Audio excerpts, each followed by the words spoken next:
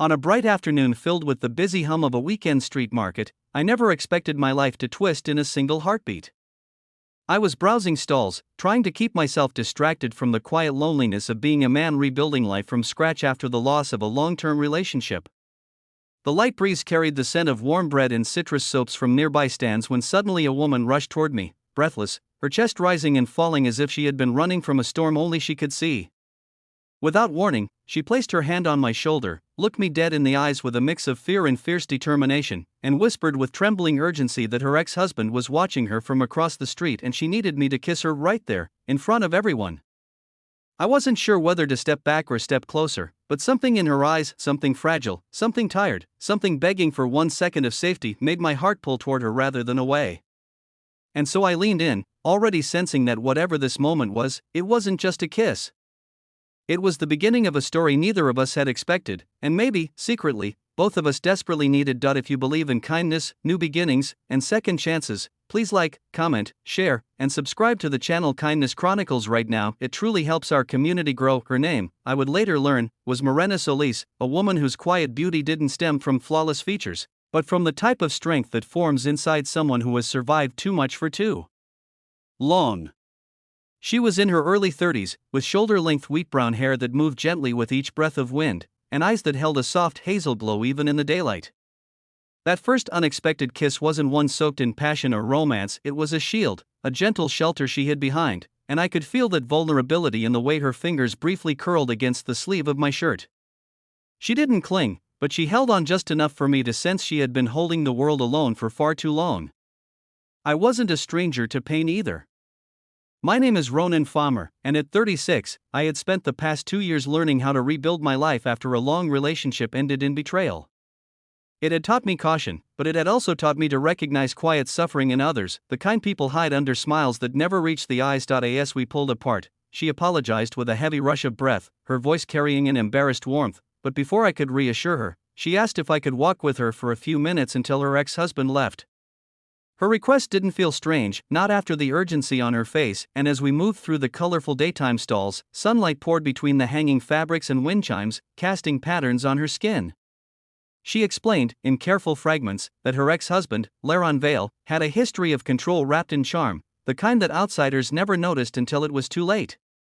He wasn't physically violent, but he was a master at intimidation, manipulation, and making her feel smaller than she ever deserved to feel. The problem wasn't that he wanted her back, it was that he didn't want her to move on.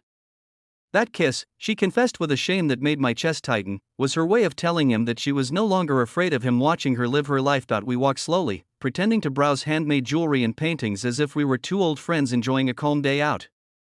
The more she talked, the more I learned that she had rebuilt everything after leaving her marriage, her apartment, her job, her emotional stability, all piece by piece, but she still struggled with the shadows he cast. She wasn't looking for a relationship, she wasn't looking for attention, she was just looking for space to breathe freely without being judged or controlled. As she shared this, there was something softening inside me, something that recognized her pain but also admired the quiet courage it took for her to ask a stranger for help, even if it came as an unexpected kiss. We eventually reached a small riverside walkway where silver ripples shimmered under the midday sun.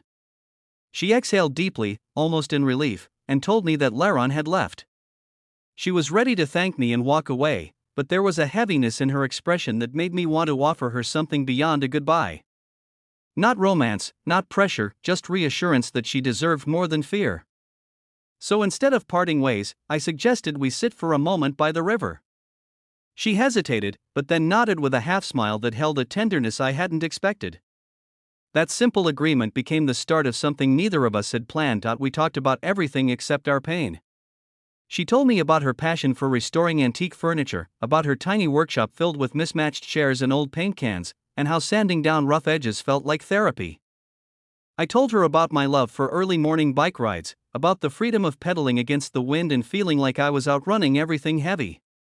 Under the warmth of daylight, with people walking dogs and feeding ducks nearby, there was a small, fragile spark of ease forming between us, something that felt like it was stitching our separate wounds together with invisible thread. Over the next few weeks, we crossed paths again, sometimes by accident, sometimes by intention.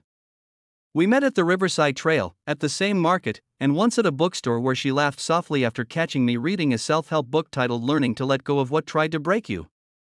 She said maybe we were both trying to heal through small, quiet routines. Each meeting felt natural, filled with long conversations that slowly peeled away our protective layers. She told me how she used to stay quiet in her marriage because any expression of emotion became ammunition for Laron. I told her how I had lost myself trying to please someone who never wanted to meet me halfway. We weren't two broken people trying to fix each other, we were two recovering souls offering companionship without expectations, but shadows return when light grows stronger. One afternoon, as we were leaving a local cafe, we saw Laron standing across the street again, leaning against his car with an expression carved from cold confidence. This time, he didn't just watch, he walked toward us with slow, deliberate steps. I could feel Morena tense beside me. She whispered that she didn't want a scene, didn't want conflict, didn't want to give him power again. Her fingers trembled, curling into her palms. I gently placed my hand over hers, not a gesture of possession, but of reassurance, and I felt her steady herself. I didn't speak, I didn't need to. Her breaths became even again, and she straightened her posture, ready to face whatever came. Laron approached with a tone polished smooth with arrogance, pretending he wasn't bothered by seeing us together. But it was clear he was. He tried to question her, to corner her with old patterns disguised as concern, but Morena responded with calm strength. She told him she was fine, living her life, and he didn't need to involve himself anymore. When he attempted to undermine her confidence with subtle remarks, I felt my own patience strain, but I remained silent, knowing she needed to reclaim her voice herself. She did. And she did it with grace that made something open inside my chest. After a tense moment, Laron finally stepped back, nodded stiffly, and returned to his car. When he drove away, Morena let out a shaky breath, her eyes glistening in the sunlight. She admitted she had never spoken to him with that much firmness before. She said I made her feel like she wasn't alone. Our connection deepened after that encounter, not because of fear or tension, but because we began to share more of our hopes rather than our wounds. She let me visit her workshop, where the smell of varnish mixed with daylight felt strangely comforting. I watched her restore an old wooden dresser, the way her hands moved gently yet confidently over the grain, as if she was guided by memory. She said restoring old furniture taught her that nothing stays ruined forever, that time, patience, and care can bring beauty back. I realized she was talking about herself as much as the wood beneath her fingers. One Saturday afternoon, while she brushed a coat of soft cream paint onto a chair, sunlight beaming through the window, she paused and told me she hadn't thanked me properly for the very first moment we met. She said that kiss had made her feel safe, valued, and seen all things she thought she had lost. I told her she didn't owe me gratitude, life had simply put us in each other's path. And then, with a calm certainty that surprised even me, I told her she deserved more than one kiss to make up for all the years she spent afraid to breathe freely. Her eyes softened, and in the warmth of daylight, she rested her forehead against mine. No fear. No rush.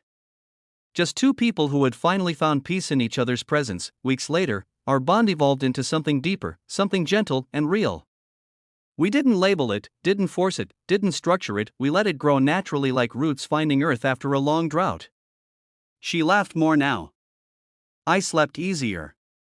We became each other's calm, and one clear daytime afternoon, standing again in that busy street market where it all began, she touched my hand and said she felt brave, truly brave, for the first time in years.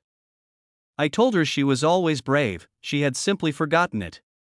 She smiled with a glow that carried no shadows, and suddenly I realized how far we both had come from the people we were on the day she asked a stranger for a kiss. If this story moved your heart, please like, comment, share, and subscribe. It helps the Kindness Chronicles.